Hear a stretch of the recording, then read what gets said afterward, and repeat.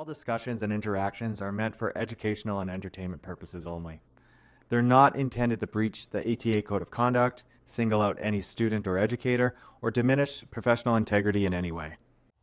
I'm Conrad Drover. Join me as I sit down with inspiring professionals from diverse fields to gain valuable insight from their experiences and knowledge to help me grow as both an educator in the classroom and as a person in all areas of my life. This is Professional Development. Hi everyone. Today I'm joined by Michelle Haugan, a recently graduated educational assistant currently working in small town Alberta. In this episode, Michelle shares her experience as a student, including how negative feedback in primary school shaped her academic self-perception. She discusses her journey with ADHD, her aspirations to become a certified teacher, and the challenges of constantly being Miss Michelle, or on all the time. She also reflects on the current state of her profession, including the prevalence of a strike action across the province. It's all interesting stuff. Let's dive in.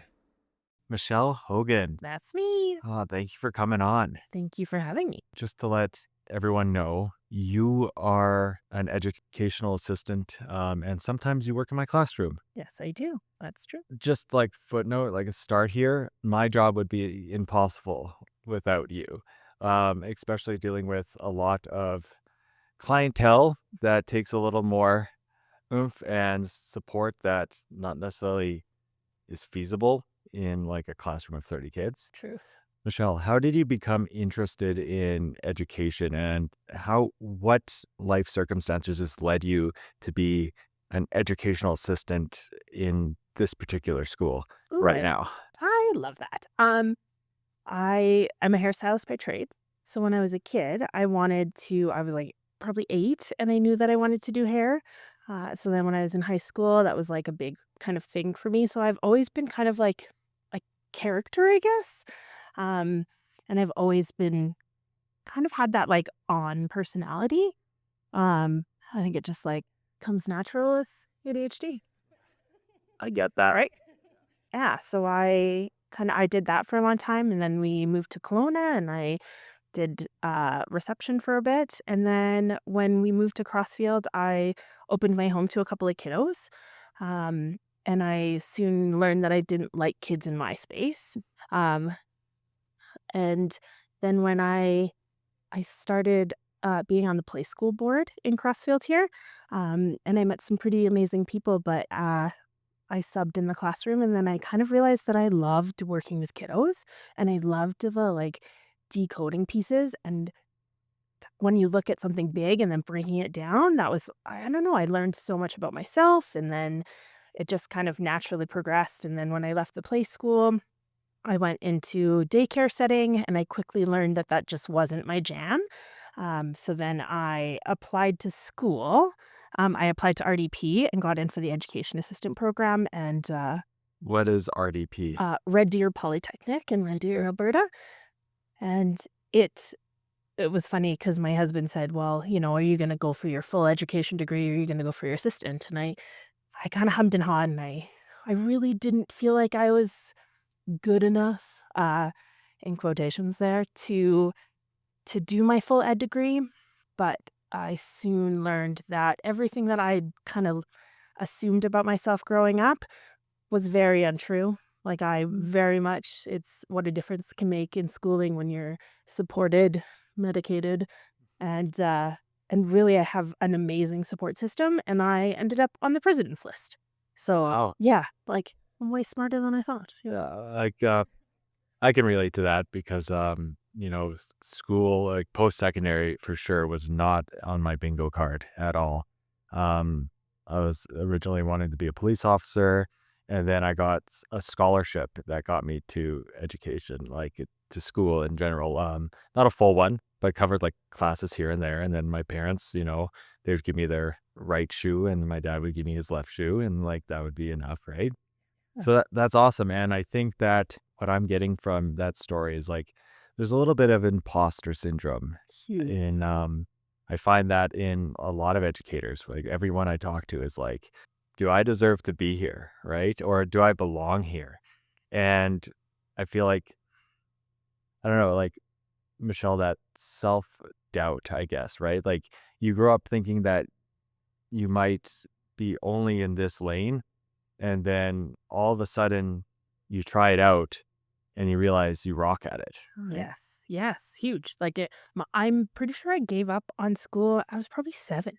Like I 7. remember, yeah, like I remember being in grade 2, sitting on a carpet, and I had just gotten a spelling test back, and I had way more X's than I had check marks, and I remember just like almost just being like, all right, well, that's it for me, right? And I followed that through all the way, and who I was in high school is very much not who I am now, Right. right? It's amazing what 20 years does. Maybe. Yeah. I think back to the type of student I was, right? And I wasn't very academic, but I actually feel like that is an asset as an educator.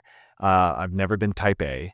Um, I have to really be cognizant of structure, and I don't do it naturally, but I yearn for it. Like I need it, right? Mhm. And I find that I can sort of relate to kids on a level where maybe someone that was academic the whole life maybe couldn't. I was wondering, based on your upbringing that you just talked about and your struggles with school and almost giving up when you're not even a human yet, like you're 7 years old, you're just tiny. Um, how did that shape your, I guess, professional philosophy? And what is your underlying professional philosophy as an educator? Ooh. Um, I kinda, like, strive to be a light walking through the halls, um, and yeah, I think I've always been like, I've always worked. I think the only times that I didn't work was when I had my kids, and I don't know, when I switched to kind of the education field and more kind of into, like, the bigger school education field, something kinda turned on for me, like, look how much more we can do, and look at this huge system we have, and what is what are the parts that I can change? Because we can't change everything, but we can definitely change how we approach people and how we approach kiddos, especially kiddos who, were kinda like us when we were kids, right? You kind of have softer spots. Right. Yeah. So you're going into a system where, I don't know, you don't have complete control, but you have that circle of influence, right? And you can sort of give part of yourself, I guess, because that's a lot of this job is giving part of yourself to other people, right? Very much. So I think everyone has their own like set of core values, right? And I was wondering, how do you portray and use your core values as an educator? Ooh. So I think probably my biggest one would probably be kindness, right? You don't know what people are going through. Um, and I try my best not to be a jerk through the halls, you know? And Not always just no, easy. no, not at all, right? And and I think this is part of the balancing act too is you want to be you want to be on all the time and you want to like for me like I want to be Miss Michelle all the time, but it's not always sustainable because I can't have a bad day. Like I feel like I can't have a bad day or I can't give my kids crap or you know what I mean? Cuz I don't want someone to judge that or be, automatically assume if I'm yelling at my kid I'm going to yell at yours. Right. I'd I would never yell at your kid because my kid's going to be a lot more. Right. I think that's like in general, like our profession and our like area, our field is a lot different than other fields. I think back to my dad, who is like a millwright and a welder. He's Red Seal in both of them, right? He can go to work grumpy, right? He can have 4 hours of sleep, swear like a sailor, and get the job done.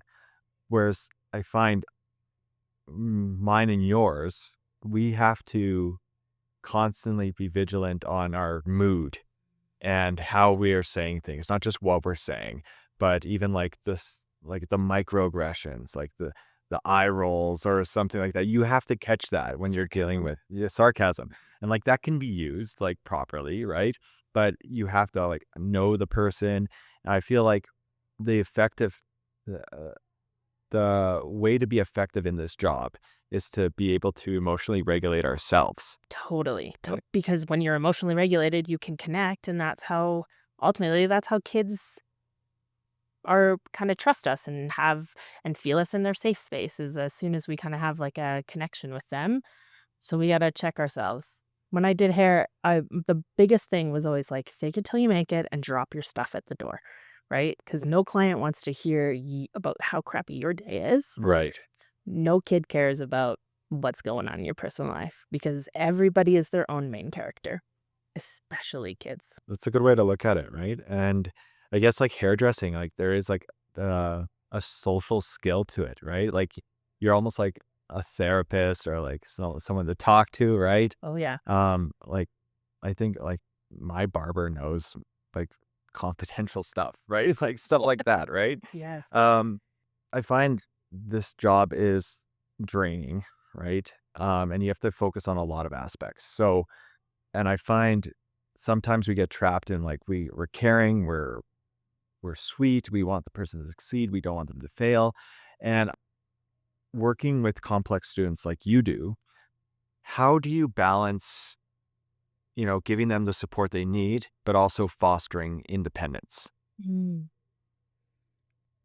Um, I think so from, like, myself personally, I've gone through, like, a massive growth change in the last probably 3 years. I've had, like, a lot of ups, a lot of downs, and you learn from each one of those, right? And last year, I found that my program really focused on, like, I learned so much about my brain.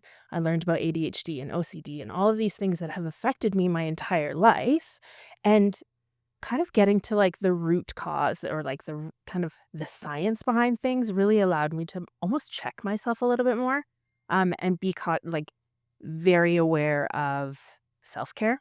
That was, like, a huge thing, so I feel like I try to go outside as much as I can. I love camping, and I very much kinda take those times. I need to be alone. I have I have 2 young boys, and I have a husband who is a little bit needy, not in a bad way by any means, just Most men are. right? So I get it. My fiance gets it as well. Yes, and I need to be reminded about touch, and I need to be reminded about, like, talking about feelings because sometimes it doesn't come naturally to me, but those things are what allow me to connect to kids, and to have the patience as well. So, by taking care of myself very much allows me to have the patience. Also, sometimes I look at my kiddos and even, like, my school kiddos, they have so much going on, and me being kind of maybe a little bit sassy with them going back isn't gonna make them feel better. It's not gonna help them learn, and yeah, checking myself is it's a big one. Right. Yeah, and I like how because I guess we're in the era of like diagnosis, right? Like ADHD, OCD, and it seems like everyone can find a personality trait that latches on to one of those diagnoses. Like so for me, I was diagnosed with ADHD when I was 18 years old, right? And I was like, wow, why are my grades so bad, right? And then once I got that checked out, it was good. Um, but I had a lot of coaches and a lot of mentors that really made me understand that it wasn't an excuse, right?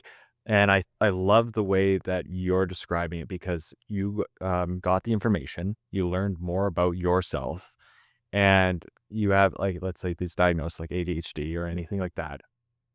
You didn't put it as like, okay, that's inhibiting me. You used it as information. This is what I need to do. This is like the stuff. This is how I need to arrange my space. These are the barriers I need. These are like the I guess that these are the boundaries you need, right, to be successful. And you use that information to organize your life to be the most successful. And I really enjoy hearing that. I just find sometimes people just get so caught up with what they can't do that it's a self-fulfilling prophecy that they can't do things. 100%. I'm I'm grateful that it's such like a inner conflict and something that I've really struggled with the last couple of years is so I knew that something was wrong, and by wrong I mean different about me. Probably I was like 11 or 12. And I my OCD really shifted when puberty hit, and I couldn't have anybody in my bedroom. I couldn't share a washroom with anyone. So my like home space became very much my own space. And like very much a control piece, right? And then skip ahead 10 years, well, probably 8, 9 years. I was diagnosed at 20 with ADHD, but I didn't do anything about it for like 12 years Right. because I was, early 20s. I had kids. But as soon as I got older and knew that I could shift things, the first time I took medication, it was like putting on glasses and Yeah. like, holy moke, what are all of these thoughts? And Everything's like, saturated. You could focus for an extended period of time. Everything seems interesting. Yeah, I could sit down you're right. and not fidget or, right? Like, I mean, I still fidget, but I could actually read a book.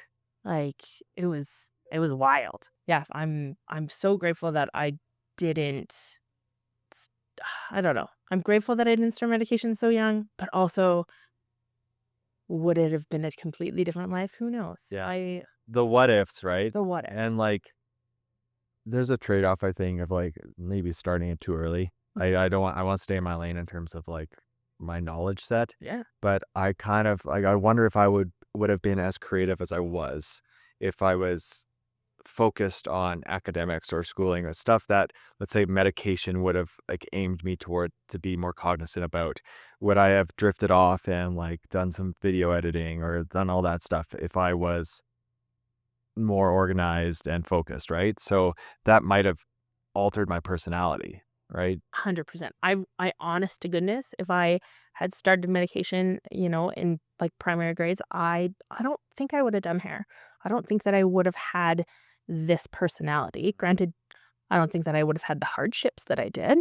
And the negative self-talk and the like horrible self-concept in general. Like I don't think that I would have had those things, but without those things, I would have never been able to like grow into being able to like perception check for others or, all of the things that kind of There's a certain amount of empathy that a wide angle of focus gives you because you see a lot of things, right? You're not really honed in on everything. And I find like in terms of like medication, the locking in and like adjusting it to make it perfect is a battle sometimes, right? Because like some of them can emotionally blunt you, um y- uh make you angry when no one's listening to you because you have a goal, a task at hand, and obviously you're focused and dedicated on it because the medication's working, but then other people aren't doing it and that's your only obstacle to get the job done. That can be frustrating, right? huge, yes. And I don't know about you, but I have very much learned to just say what I need to do because most people are going to be receptive. Like, I need to do A, B, and C before I get to the rest. Right. So, could you please let me do A, B, and C? And most people, and really, ultimately, I'm thinking about my husband. If I tell him, like, this is where my brain's at. This is like these are my focuses right now. This is ultimately where my superpower is sitting. Mhm. Can you kind of work with that? And he's like, oh yeah, 9 times out of 10, it's like, oh yeah, you do you, man. Right. Yeah. Right? That's good. Like communication is super important. And then with like dealing with kids, like, and they don't have the perception to look at that. I want to change gears just a bit. I'm talking about some fulfilling moments of your job. We'll get to the difficulties of it in a bit. Do you have any examples or stories about working with particular students that, really just filled your cup and made you think, wow, this is why I'm here. This is this is why I started this and you're making a difference. Ugh, don't make me cry. I feel like I have moments like that so often. So we have a kiddo in a higher grade who is a very connection-based kiddo. Um, and every once in a while, it's not all the time, but sometimes I'll give him a little high five or give him like a little fist bump, and sometimes I get nothing. Yeah. But sometimes I get something, and as soon as I do, I get full body chills and tears in my eyes, like, "You're letting me in. Yes." Right? And that's pretty cool. And I or actually, even a few weeks ago, hanging out with a kiddo and and working on science. And for me, it's been a minute. Yeah. S Right? I'm learning alongside of you, but that very much filled my cup because as soon as kinda they saw, like, sparks going through, those sparks directly affect my heart, and I'm gonna take that in because that is so cool, and I love seeing you thrive, and I want you to do well, and I don't know if I really like, I very much became like a cheerleader doing this job. Right. Like, Yeah, like, everyone needs a hype man. And, like, I feel like and it's no fault to, like, parents or in general, but I think everyone right now is so busy and, like, everyone's fighting their own battles. Like you said, like, everyone's a hero in their own story. And so some people are just too busy or too emotionally exhausted, and they have no ill intent, but some people just feel unseen, like, by their family members, by their friends, because everyone's dealing with their own stuff. So I find when we walk in these four walls here, um, we almost have like we have to like amp ourselves up and make sure, okay, I need everyone in this room to feel like they've been seen, right? And every every like professional that I've talked to, and I have high regards to some of them, my mentors, my first principal, and everyone that I've talked to that I believe is a foundational voice in education says relationships are the number one thing to work on. People in middle school science will not remember your lesson, but they will remember how you made them feel, yeah, 100%. right? And giving um, that desire to seek knowledge, the skills to learn something when they're ready to learn it. Well, they might not learn anything in my class, honestly, but they are going to get that interest. They are going to develop some skills. And so when they are ready to sit down and learn something that they want to learn, they're going to have the tools in the toolbox and they're going to remember, oh, Mr. Drover or Mrs. Hogan, like they helped me out in accomplishing that. Oh, 100%. They will, and I think about our kiddos right now these kiddos are gonna remember you telling them the story of proposing to Olivia, right? And all of these amazing things. Those are the, like, personal touches of Mr. Drover is gonna be what sticks in their head and kind of, like, stick in their hearts, and I think that is beautiful. Good segue, because I wanted to talk about working in Mr. Drover's classroom, Ooh, yay. because for me, and I think most teachers like this, when we have another adult in the room, there is a little bit of stage fright, because like, we're thinking like, "Are we getting judged?" And, like, it comes back to that imposter syndrome. Like, I'm not a genius in any field, right? Like, maybe I am, like, very, very knowledgeable at running, like, the coaching and stuff like that. Science, I love and I'm interested in, but I don't know everything. And, I've had, like, speech issues most of my life, right? My stepdad has a speech impediment, and I think growing up with him, and like like Newfies, um, I can't pronounce words really well, and it's like something I've been self conscious about for a while. And when I have another adult in the room, it's I don't know, it's kind of, like, daunting at first, but then when you get to know them, you realize, oh, they're so focused on what they're doing, right? That it's sometimes it's not, like, the fear is, like, it shouldn't be there, right? Yes. Um, so because this whole podcast is my professional development. I wanna learn from people that have different life experiences than me, different knowledge bases, and just learn their means, methods, and modes to, like, become a better human being in general. What do you enjoy about my class, and what are some wins that, you saw or something to affirm me a little bit here? I definitely. I told you this a couple weeks ago. from even so I did my practicum here in January last year, for a little bit. So I had worked with a couple of your students just like outside doing math or whichever. And then so I knew you a little bit last year and then and been in your class consistently since September. And I've noticed a huge shift in you, right? I think that just like you said, you want to learn, you want to be better. You want to be the best human you can be, and that's amazing. And I think that our kids, like your kids, very much see that. I love that you ask questions. You are self-aware to know I don't know everything, right? Whereas like some people do have that attitude of like, this is my lane, I'm sticking in it. No way, you're out in the bush. That's wicked. Out of the Like, bush. right? Yeah. And I love how each one of your lessons that I've observed has a cool video and it has breakdowns of different things. I love how you break things down into like step by steps. Like even in your Google Classroom is very well organized in that way, and I think that is only going to help your kids. And I've seen that improve very much since September to now is wicked. That's awesome, and I think that that's a byproduct of my ADHD.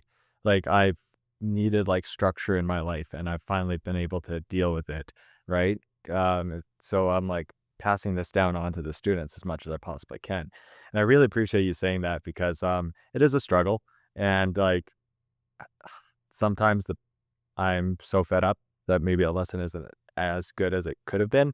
And then sometimes I'm like wild up, like I don't know why, like the coffee's hitting a little better or something like that. And I really appreciate that feedback. One thing that I'm gonna appreciate probably more um, is what are some suggestions that, or let's say, insights that I may be missing in my perspective at the front of the room that could improve my pedagogy, Ooh. because I'm always open to feedback. I feel like you don't pause long in between your segues, which I think is really helpful for, those of us with great attention spans. Right. Um, maybe oh man. I don't I know it's hard to put on the I feel like you've done so great. Like I've noticed even like looking, you've done way more creative outlets for the creative types, right?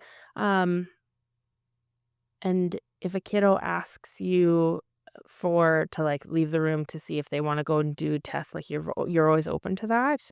Um, yeah, sometimes I have to work within the means of what I have, but yeah. yes, very much, but I think you're amazing. No, okay. Thank you. Enough glazing. Okay, but no, I appreciate that, and, like, just you have a perspective that not many adults have because not everyone sits here and watches me teach, right? So that's interesting. So thank you so much for that. I love learning. Apparently I love, middle school science because those are all things that I'm interested in now as an adult, and I get to, like, build from basics, which is wicked, and that's exactly what you do. That's awesome. I want to talk about some of the struggles of the job because I there's so much fulfilling things here. But if you're anything like me, I've been on the edge of this job multiple times in the 6 years that I've been a teacher. And then stuff like this pulls me right back, right? And it's almost infuriating because like you're thinking of like a career change or like, oh, what else can I do with my skill set? Because you're in a slump, right? And I think everyone has like peaks and valleys with this job. And there's some years where it's just like you're just surviving. And then there's some years where you're thriving. So I want to talk to you about complex needs students. So my realm is there's a standard deviation of behavior and intelligence, right? And it's pretty wide now. I don't think it was as wide when I was in school, but it's pretty wide, like the standard deviation of ability and behavior. You comfortably work outside of that standard deviation with a lot of complex students. Um, how do you deal with complex students that may, I guess, not appreciate your caring behavior or may put you in situations where it wasn't explicitly written on the job posting? Um, there's definitely ebbs and flows. I've very much even like I'm aware enough to know that I started very high at the beginning of the year, right? Like everything was great. Kind of you go in with confidence and love and compassion. Probably at the beginning of December, I started to kind of flow a little bit, and Everyone does. right, and yeah, but I was noticing that I was a little bit shorter with my family. Like I Your family. with my family. So my family is the one who takes the brunt of it. I might not change a boatload here, But but at home empty your yeah, gas tank here, very much right? so. Okay. Yeah, I found that in December and even in January, kind of dealing with some violence, with some aggression, I was finding that my physical body response was always on alert, and I was very much living in that fight or flight. Cortisol, yeah. Huge. And it took probably it's been 2 months of kind of amping up that self-care, amping up that communication, and speaking up for myself was a big one. We have an amazing team that I work with, and every time that I needed something, and actually, it was our CDA who had told me that mental health is health. And talking about those things like we would if we're not feeling well with a cold or something like Mhm. that, talking about those things is how we're gonna change that. And and I kind of taken that to heart the last couple of months and very much just been like, you know what, today I'm not feeling it, or today I'm having a bad brain day, or uh, if my anxiety spikes and this is what I'm doing, I talk to my coworkers and I'm kind of letting more people in, which is very, very weird for me because I'm a very, like, overshare, Right. bigger personality, but also very reserved in a I lot of think that's ways. the ADHD, Yo, 'cause, I'm empathizing with that 100%. I share things way more than I probably should because 'cause I'm just excited about it. Like, I'm like, before this is posted, I have to film a couple episodes, and I am resisting the urge to just tell absolutely everyone, right? Um, so I get that, and, like, going back to that emotional fatigue, right? You just get um, empathy fatigue. That's what I think. I think there's another word for it, another phrase for it. passion. Compassion fatigue. Yeah. Um, so you were saying that you sort of like hold the ship together at work, but then you're just like that's gone by the time you get home. Yeah, yeah. So I have 2 boys. Hmm. I was yeah, I'm not I'd really try my best not to be a yeller. Yeah. I'm it's you know, I was yelled at my entire Yeah. childhood, so I very much try not to, and I found myself yelling multiple times, and then I would just cry Yeah. and be sad about it. So I think that the best thing we can do is stand up for ourselves, and say, "I can't do this," and talk to our men to see, like, kinda reach out for help. The same things that we tell our kiddos that they need to be doing, Right. kind of follow your own lead. Take your own advice, Yeah, sort of thing. but it's so hard sometimes. But I like what you said about like mental health is health. And when you're talking about just being exhausted and drained, our whole job and like yours in a unique, very intimate situation where you're talking on one with a student that maybe has processing problems or difficulties, um, and me presenting in front of a class is that my mood and my mental I guess my mental state is my tool. It's a body part that I'm using, right? It's really hard to run with shin splints, right? And I say shin splints because it's a pretty minor injury, but it's a pain in the ass. Yeah, It's it a pain, hurts. pain in the shin. Um, so running on that is difficult and it's hard. And then if you're coming in to a classroom or working with a student and you have baggage somewhere else, that actually inhibits your ability to do your job properly, or it takes extra effort. It takes grinding through some of the pain and doing that. And I feel like those are the invisible battles that educators in general always have to fight. But I feel like everyone's working their own battles that they sort of give that eye roll, Yes. when you're and like the political climate, it doesn't help that either, right? So I like that, and I like that you addressed it, and I think we gotta, yeah, like you said, follow our own advice because we tell our students that, and we should practice what we preach. 100%. And I've very much noticed this, and you've been in it for a couple of years longer than I have, right? I've noticed that the amount of expectations put on educators and put on education system in general has doubled, if not tripled, in the last 10, 15 years, right? You are expected to be hustling 14 hours a day, and there is not enough time in the day to do all of the things that need to be done. I think, and then because like, and that's like one of the things I have here, right? Is there is like what you could do, and then what you're expected to do. And I've been very cognizant about this in recent years now, but I'm very protective of my time now. Good for you. And it's a catch-22 because like no one gets in this job wanting to do the bare minimum No. at all, right? But when I have to set like because I'm like I could do this lesson and it could be really amazing, but I have to work 5 hours after school like all week to do this. And like now I'm getting better at saying no. Like I'm going to work within the boundaries that I have and do the best I can with that time frame. And that is, I feel like I want to get your opinion on this.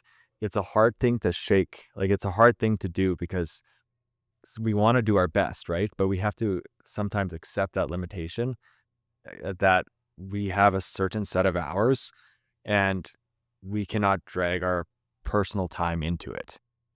100%.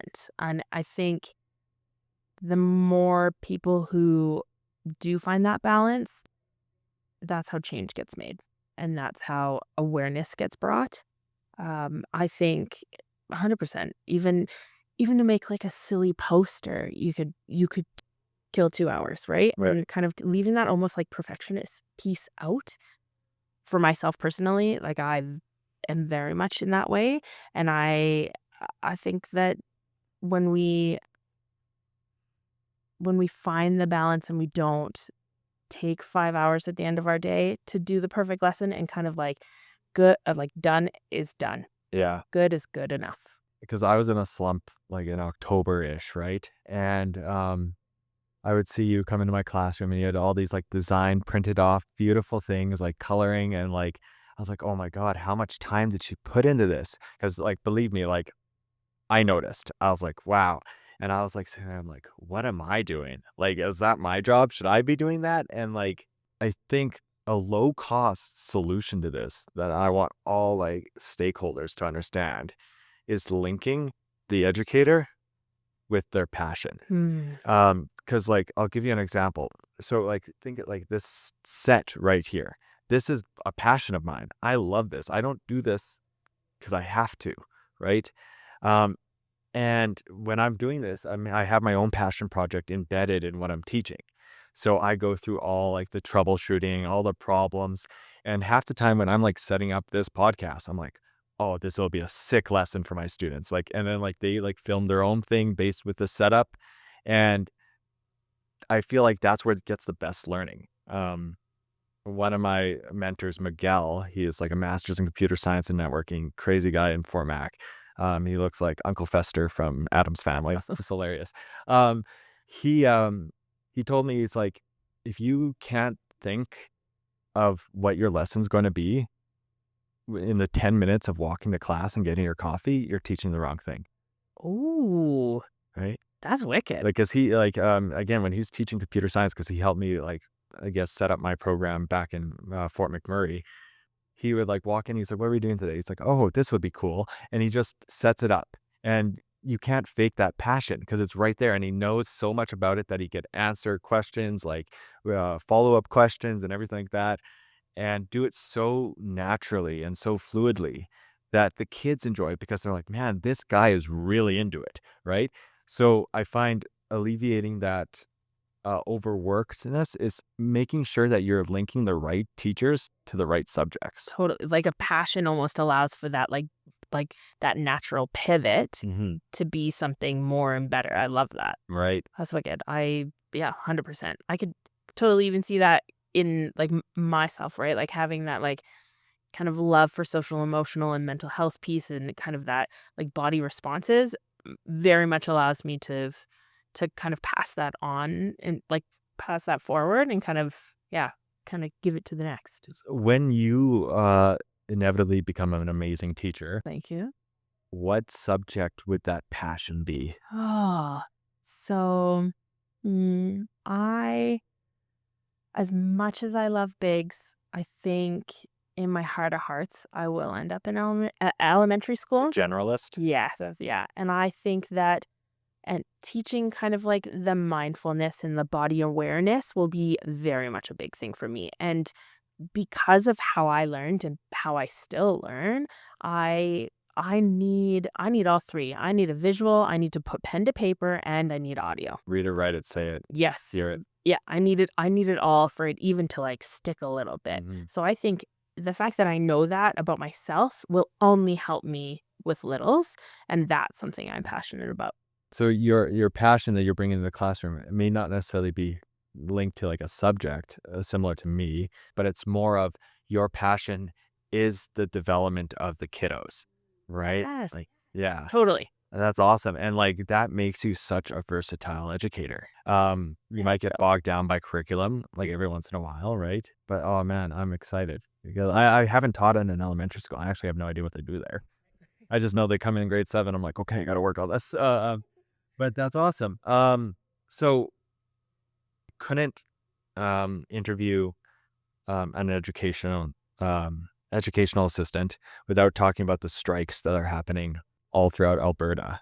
So you're aware of the educational strikes that are happening in Fort McMurray, now Edmonton, and recently I think Foothills just like voted that they're going to strike, if not striking already.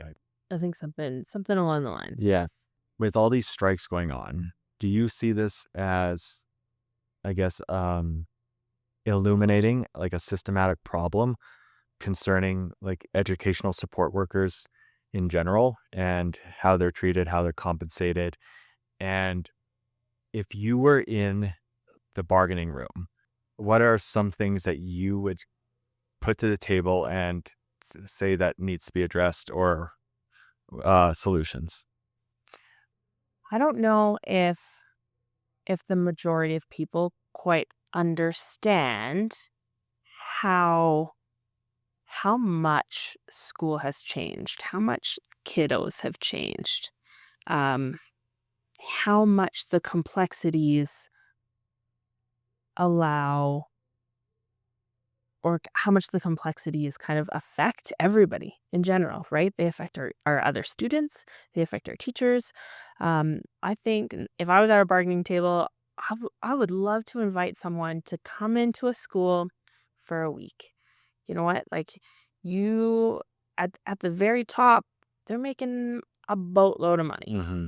Um, especially the Alberta inclusivity kind of movement, I think it's beautiful, 100%, but, like, this is I see it as it's kind of going up on, like, a upswing of us all kind of being included, but in order for us to have an upswing, we need scaffolding, and scaffolding is support, and if you keep cutting all of your support, like, the the support that you do have will only go to the most extreme, will only go to the most complex. So all of our other kiddos are suffering in the meantime, and that's not fair.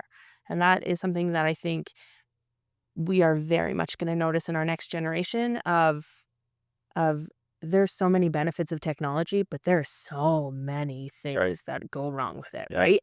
And and I think that naturally, when we were growing up, we didn't have attention span, but our teachers were tougher, and we had smaller class sizes. We had people who were kind of more willing to help, And less distractions. less distractions. Like these kiddos they come into class and they sit and they open their laptop. You've lost them.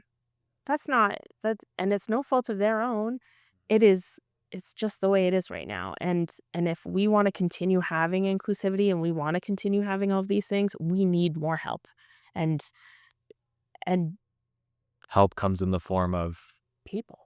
people. Yeah. And money is Money, money. Money money, is big. money gets people, right? Money attracts like competent people, Hmm. right?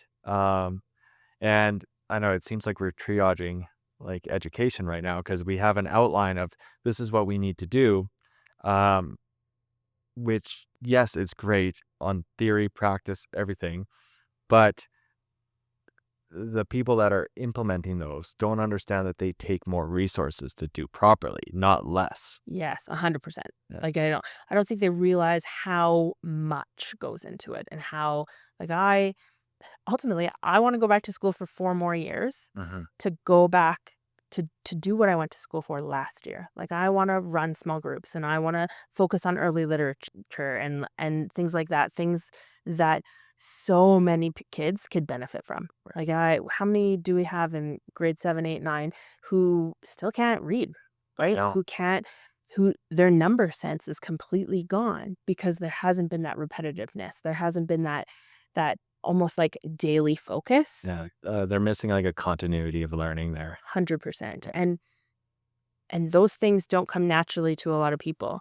And it just takes time and work, and like I think that that's kind of where it's broken, or maybe where it needs to shift, and the pendulum has swung so far to the left and the right and every which way in the last however many years that I'm excited to see how these strikes, if it shifts into answering that call. And I think maybe if there was more money, maybe we would have people who would be more willing to, because right now, I know a lot of people don't want to go to work and make, a fourth of what their coworkers make and then get the bananas kicked out of them, right? Like I Right. think there needs to be some balance. And with that balance will come less sick leaves, less mental health leaves, Yeah. That right? behavior, that skill, that thing you need when you're presenting, that mental health, right?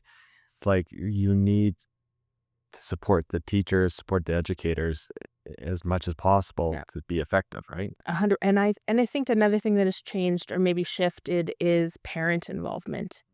I think parent involvement isn't the same. No, and it's weird, like, um, we'll go on a tangent, then I got something for you here. Yes. Um, this real-time reporting, everyone says it's the next, like, the best thing since sliced bread, right? And we talk about anxiety in students, and I have a bunch of philosophies in terms of anxiety, and that's, like, TLDR, it's prep. Prep yourself. Like, Hmm. the more confident you are, the better you are at it, and the way you get confident is you get knowledgeable and practiced. But I think 'cause, um, my fiance mentioned this to me, and she's in education right now. She's like, "When I was in school, I didn't know my percentage grade until, like, each quarter." Right? I didn't know I was at a 70 or an 80 or anything like that. I didn't know until, like, quarters of the year. And we have this real-time reporting where the kids are constantly refreshing their grade every assignment. "Oh, my grade went up, my grade went down, my grade went up, my grade went down." I was like, "Okay, I understand real-time reporting where it keeps the parents updated, right?" But what we're seeing anecdotally is that the parents aren't looking at it, They don't care. but the kids are. They're, like, scrolling and, like, they're causing anxiety about that. So, yeah, like you said, technology is a double-edged sword. Like, I don't know where I'd be if I had an iPad when I was 7. I honestly don't. Like, I would not be who I am. And I say it all the time. You couldn't pay me to be these guys' age with the amount of technology they have. right, Like I think I was 10, 11, 12 when internet kind of like home internet you could right, have, yeah. right? So yeah. Yeah, the dial-up, yeah. Oh man, that was a good time. Little square. Get off the phone, yeah.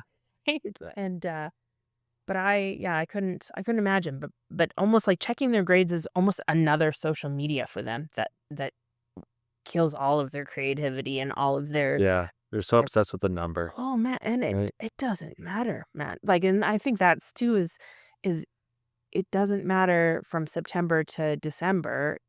Yeah. If you're going to put in, the students who put in work are going to be the students who put in work. Right. And the ones who are the ones checking are the ones that are upset about it. The ones that aren't checking, they don't care. Yeah. Nonetheless, um, like I remember, I think it was my first year teaching, and I had a conversation with a staff member, and she's like, "Well, I'm rounding my student up from an 89 to a 90 because it'll help her with like the anxiety of getting an 89."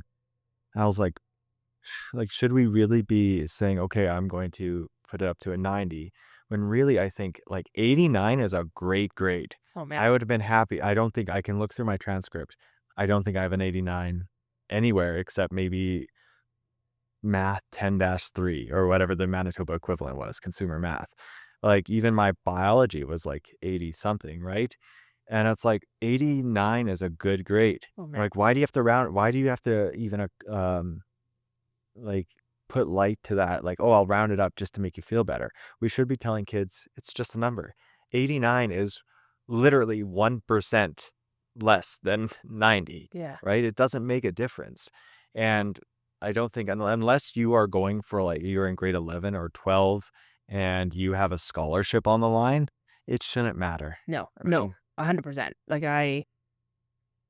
also, if we keep spoon feeding them at every intersection they have in their life, Mhm. the resilience is going to be zero. Right. The being able to like problem solve on their own, they're not going to be able to do that because they're just going to be kind of almost expectant and at no fault of their own to just have everything kind of fed to them, and we're not setting them up for success that way. In my opinion. It's getting smothered by compassion is not a bright idea for development. I One of my coaches told me he microdoses adversity to me, right? Ooh, And I was like, oh, that's awesome. Like I'm going to use that for my entire life. I love that. I had one teacher who I think, and I'm not a math person. I want to try, and now kind of going into this role, I've definitely learned a lot more.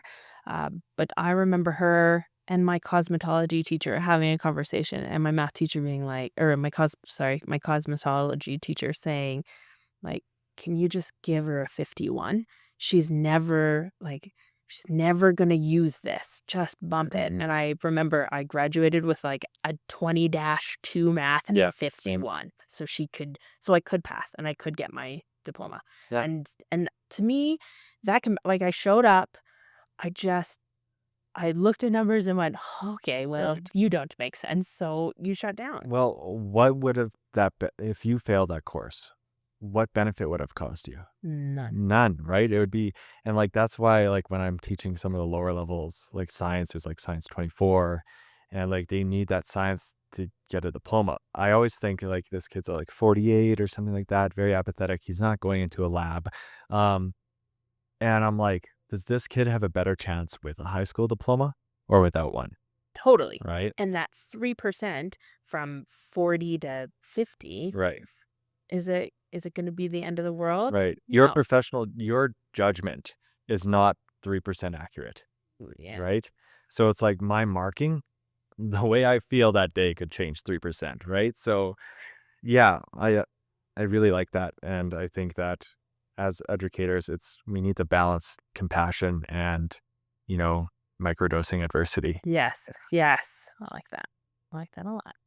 Okay, so before we wrap up, because this is super long, I could talk to you forever. We have a little segment on professional development with Mr. Drover, and it is a pop quiz. So, to put you on the spot, Okay. I have a range of questions that I have given my students in the past 4 months, and I am going to ask you them in multiple choice format. So imagine Who Wants to Be a Millionaire.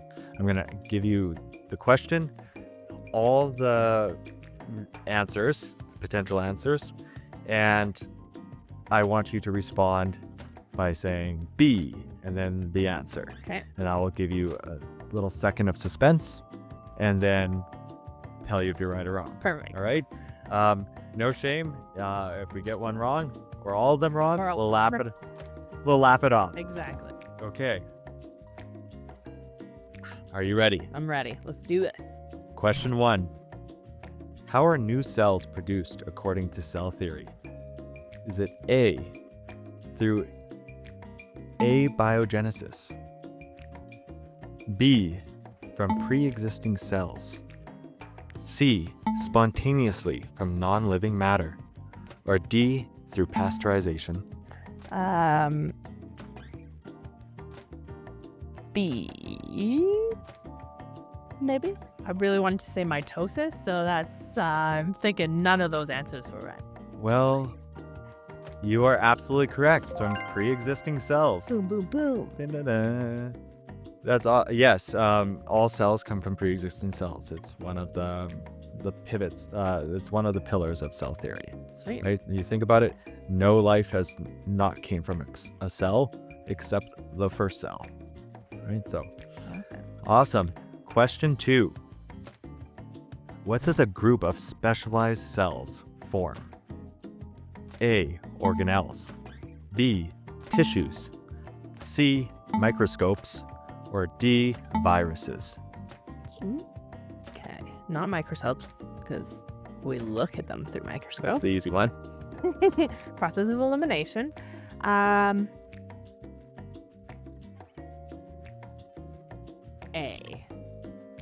Maybe? I'm sorry. No. The correct answer is B, tissues. Oh, tissues. So in the order of living things, the organization of life, it goes cells, and then, or before life begins, organelles.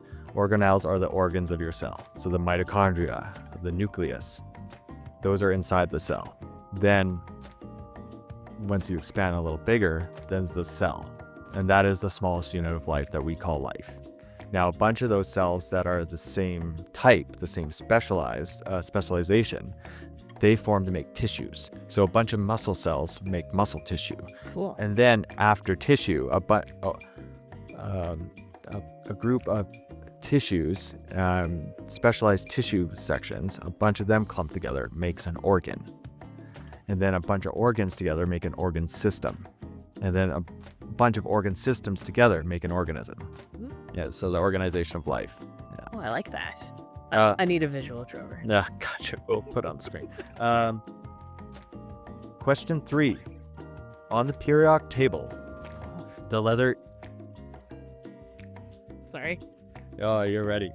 On the periodic table, K stands for what element? Is it A, krypton, B, Kalium, C, phosphorus, or D, potassium? What was the first one? Krypton. Krypton. I feel like that's from Superman, so I don't know if that's real. Okay, and then phosphorus I feel like would be pH. So I'm gonna go B, the other one that starts with C. Or with the other one that starts with K? Kalium? Kalium? I'm sorry, that's incorrect. Dang. The correct answer is D, potassium. So yes, potassium. Why is it K? I don't know. That's another trivia. What is diffusion? Ugh. Is it A, an even distribution of particles from high concentration to an area of low concentration? Or B, an even distribution of particles from an area of low concentration to an area of high concentration? Or C, the production of food in leaves? Or D, the process by which plants absorb carbon dioxide? Diffusion. I feel like I'm looking at like a blender going down to up. So maybe That's a good visual. B? I feel like I'm just gonna do B all around. So close. Say, A. hey, I changed my mind. So, Go up to down. okay, we'll give you that one. Yes, so the best visual I can give for this is particles like to spread out, and they'll spread out evenly, like those Mio water mixes, right? So when you drop a drop in that water, the concentrate will diffuse out throughout the water and spread evenly until it's diluted and even throughout the entire solution, right? That's essentially what it means. So from an area of high concentration, think of like a fart, Yeah. right? It starts very concentrated and then spreads throughout the room. Ah, yes. That's an example I gave in the class. I bet they loved that. And it'll stick with them. 'cause There you go. And everybody thinks. that's a little immaturity spot. Question 5. What pigment in leaves is crucial for photosynthesis? Is it A, carotene, B, chlorophyll, C, anthocyanin, D, hemoglobin? Hemoglobin is blood, right? So no, not that one. You sound like some of my students when they're in a quiz. They're like, Maybe. What was the first one? carotene, Carotene. B, Mm. chlorophyll, C, anthocyanin, and then D, hemoglobin. I'm gonna go chlorophyll because I feel like that goes with plant things. Yes, you're correct. So chlorophyll is the green pigment in the organelle, the chloroplast, which is the site of photosynthesis in plant cells. And that is what gives that green color to leaves, because leaves are essentially like solar panels.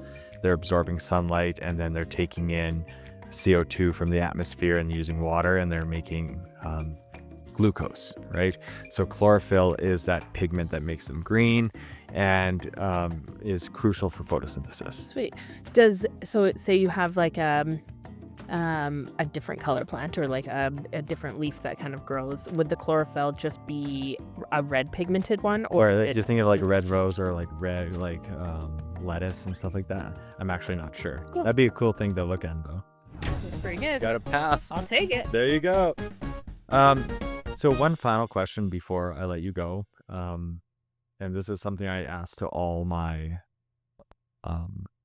guests is, what is one thing you want people to understand about your profession that isn't explicitly portrayed or talked about in the media?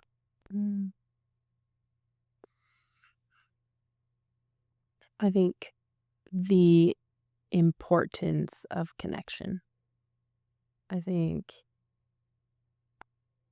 we definitely, outsiders or whichever, they definitely kind of know it, but until you're in it, you don't know, if that makes sense. Like I would want someone to just kind of understand how much love it takes to love on other kiddos, and how much compassion it takes to show up every day with a smile on your face and drop your stuff at the door. And I think bringing awareness to the mental health piece of it, I think will only help us as human beings moving forward. That was very well said. I think. Very well spoken. All right. Well, thank you, Michelle, Thank for you. coming on. I know you have places to be. Yeah, I look forward to working with you for, the foreseeable future. I love that. All right. Thank you so much. Thank you. All right. Awesome. Thank you for tuning in to Professional Development with me, Mr. Drover. I hope you found today's conversation insightful and inspiring. If you enjoyed this episode, be sure to subscribe, leave a review, and share with your fellow educators. You can also connect with me on Instagram or via email to continue the conversation and share your thoughts. Well, until next time, keep learning, keep growing, and keep making a difference, both inside and outside the classroom. I'll see you in the next episode.